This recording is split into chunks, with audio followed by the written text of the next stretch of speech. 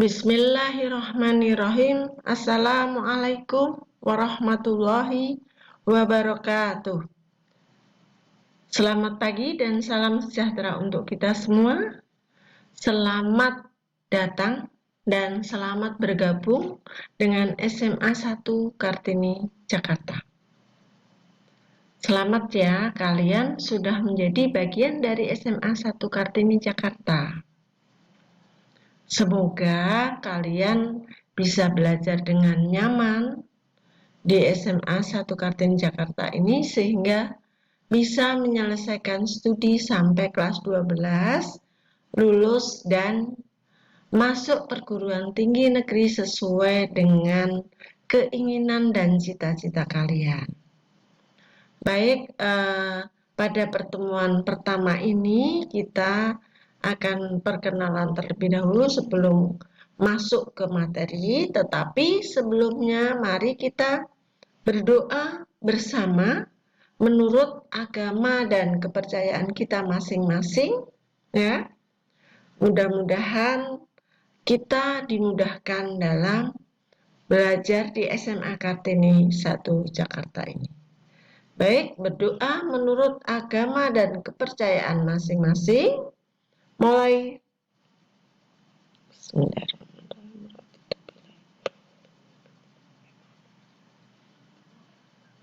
Selesai. Baik, untuk perkenalan pada pagi ini, sebelumnya karena pepatah mengatakan tak kenal maka tak sayang. Baik, Ibu perkenalkan diri Ibu terlebih dahulu ya. Nama lengkap saya adalah Sumarmi. Bisa dipanggil dengan Bu Marmi ya, atau siapalah yang terpenting masih nama saya. Kemudian alamat saya tinggal di Ciledug, lumayan jauh ya dari SMA Kartini 1. Mungkin kalian tidak ada yang jauh atau tidak ada yang lebih jauh di daerah Tangerang sana Ciledug. Kemudian di SMA Kartini 1 Jakarta ini saya mengajar kewirausahaan dan biologi. Jadi kewirausahaan kelas 10 dan 11, sedangkan biologi kelas 10, 11, dan 12.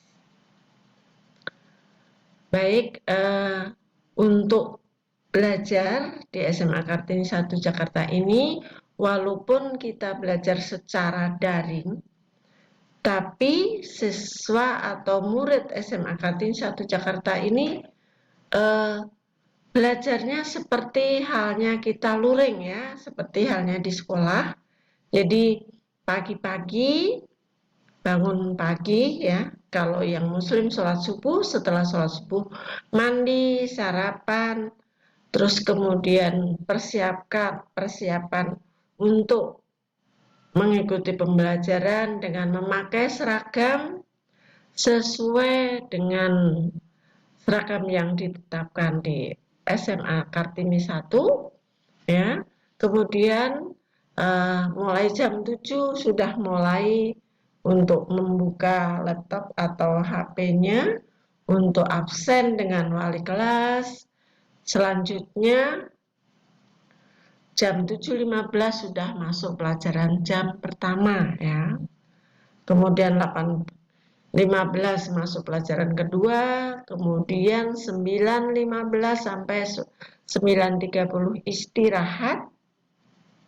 Selanjutnya pelajaran yang ketiga ya, berarti 9.30 sampai 10.30 ya.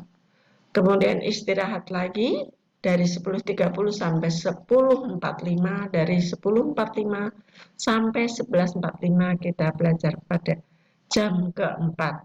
Nah, setelah itu sudah selesai, baru kalian kerjakan tugas-tugas yang memang di luar jam pembelajaran ya, yang memang misalnya diberikan waktunya di luar jam pembelajaran, atau tugas misalnya untuk besok atau dan sebagainya. Tetapi tugas di e-learning yang di jam pembelajaran harus kalian kerjakan pada jam pembelajaran tersebut. Karena kalau memang kalian terlambat untuk mengerjakan, tidak bisa ya. Itu. Baik, kita masuk ke materi yaitu kewirausahaan. Pada pertemuan pertama ini kita akan bahas konsep wirausaha. Ya. Baik, wirausaha. Apa sih wirausaha itu? Ya, kita coba jabarkan. Wirausaha berasal dari kata wira dan usaha.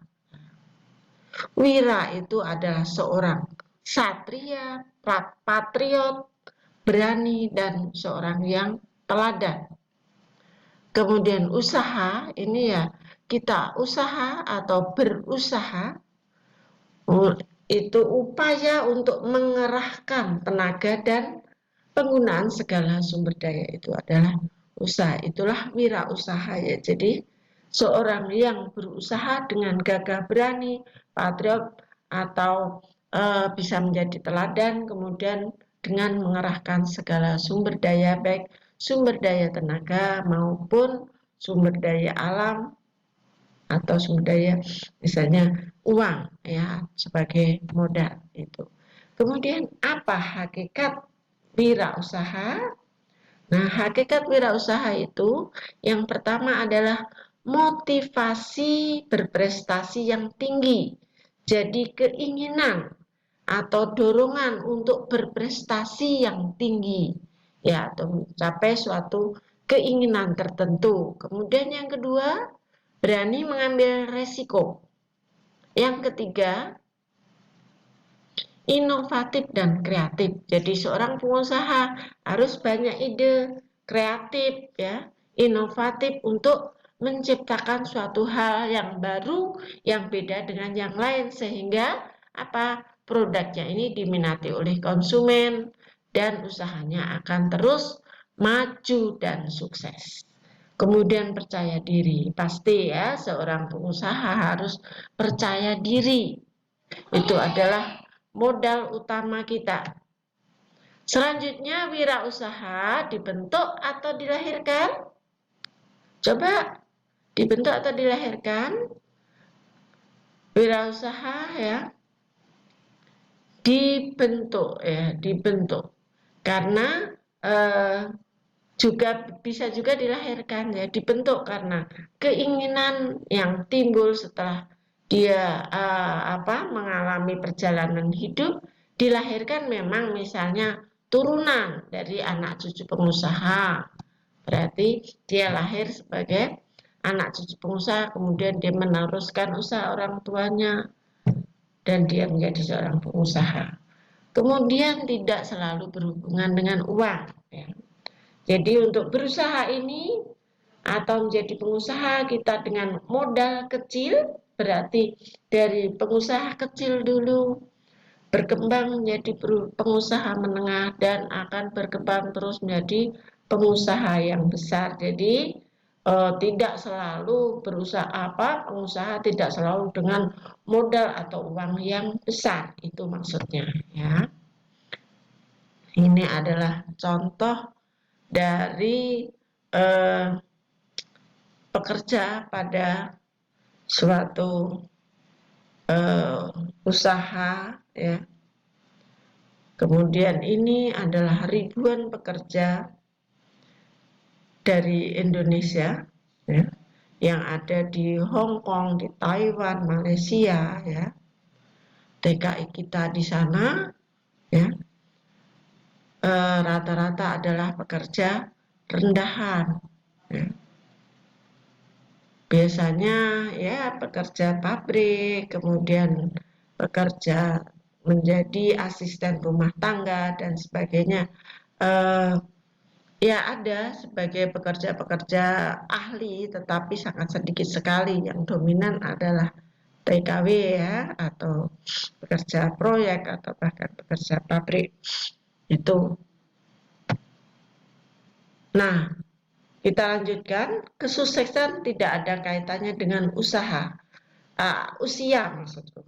Jadi kesuksesan tidak ada kaitannya dengan usia. Contohnya ya, kita lihat Nelson Mandela jadi presiden pada usia 75 tahun. Kemudian Marconi menemukan telepon pada usia 27 tahun. Nah, kalau yang Nelson Mandela tadi kan sebenarnya sudah usia senja ya, sudah di atas 70, tapi beliau bisa menjadi seorang presiden. Selanjutnya Marconi ini pada umur 27 tahun, jadi umur yang juga memang masih sangat muda, dia bisa menemukan telepon yang sekarang notabene sudah menjadi kebutuhan pokok manusia ya di seluruh dunia. Coba sekarang hampir semua memiliki telepon. Ya, kemudian kita lihat Steve Jobs, jutawan di usia 21 tahun. Ya, 21 tahun coba. Kalau sekolah S1 saja belum selesai, dia sudah menjadi seorang jutawan. Kemudian Kolonel Sanders KFC, ya, ini pengusaha KFC, mulai bisnisnya di umur 65 tahun. 65 tahun. Jadi umur juga yang lumayan sudah dikatakan tua ya. Kemudian Winston Churchill ini banyak gagal, kemudian banyak hambatan.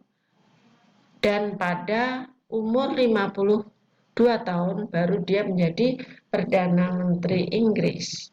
Kemudian Bill Gates ini menjadi orang terkaya di dunia pada umur 41 tahun ya. Jadi memang usia yang matang, dia menjadi orang terkaya di dunia. Kemudian selanjutnya, kesuksesan tidak ada kaitannya dengan fisik. Kita lihat ya contoh-contohnya. Kita tidak boleh minder ya atau pesimis dengan fisik yang dianugerahkan oleh Allah kepada kita ya. Kita contoh misalnya Helen Keller, seorang sudah tunanetra ya, tunarungu, tunawicara, tetapi dia bisa menjadi penulis dan pendidik terkenal di dunia. Yang kedua, Shakespeare ya. Dia cacat kaki tapi dia menjadi penulis novel yang terkenal. Kemudian F.D. Roosevelt terkenal polio ya, kakinya kena penyakit polio ya. Dia bisa menjadi presiden yang ke-32 di Amerika Serikat. Kemudian Beethoven ini seorang tunarungu. Dia menjadi seorang komposer musik yang terkenal. Kemudian Napoleon Bonaparte, ya, ini dia pendek, ya, wajahnya tidak menarik, tetapi bisa menjadi pemimpin pasukan penakluk Eropa. Ya. Selanjutnya, contoh ini dari Indonesia. Menjadi presiden Indonesia yaitu Gus Dur yang buta ya, bisa menjadi seorang presiden di Indonesia. Itu ya, jadi kesuksesan tidak ada kaitannya dengan fisik. Selanjutnya, kesuksesan tidak ada kaitannya dengan tingkat pendidikan. Tetapi pendidikan akan menunjang untuk menjadi sukses ya. Kita lihat Thomas Alva Edison. Dia pendidikannya hanya SD, tetapi bisa memproduksi 2000 produk paten. Kemudian Lee Ka-shing berhenti sekolah pada umur 14 tahun, tetapi dia menjadi orang terkaya di Hong Kong. Kemudian Henry Ford ini justru tidak pernah duduk di bangku sekolah sama sekali, dia menjadi the right brother,